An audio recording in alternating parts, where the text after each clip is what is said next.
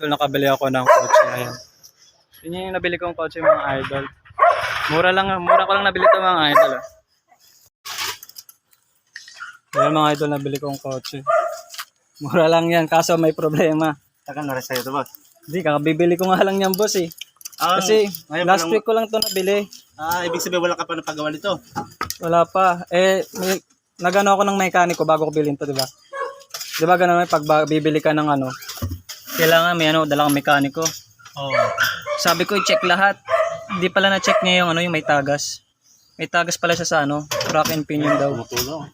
Ito kahapon tinusok ko yan yung nag-check ako. Tama rin tired mo Tinusok kahapon ng yung mekaniko. kasi doon malalaman yun. Oo nga. Yung mga idol. Pero okay pa lang yung makina niya. Anong pa mo nito? Anong pa mo? Ayun mga idol, okay pa yung makina nito eh. Nabili ko lang siya ng 500k. Kasi nga masilip ito kapag kapag sa ilalim. Sa ila? Oo. Ito lang kasi chinik niya. Dito sa loob.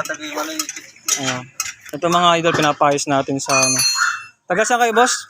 Quezon City. Quezon City. Ano pangalan ng niyo, boss? Kumawas. Jumao Auto Supply, no? Oo. Okay. Sige, mamaya i-review natin itong mga boss kung ano. Binabaklas na nila yung dito. Rack and pinion.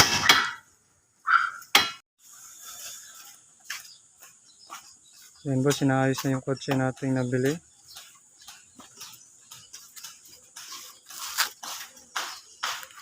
Yan dito. Meron siyang tagas dito sa rack and pinion niya.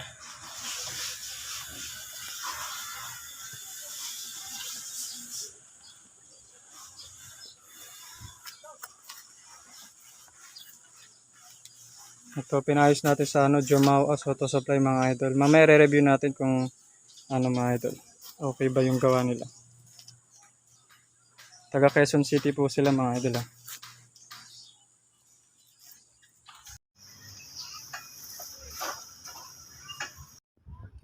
Ay mga idol, dumating yung ating mga mekaniko. Na-repair na nila yung rack and pinion. Sasalpak na lang nila.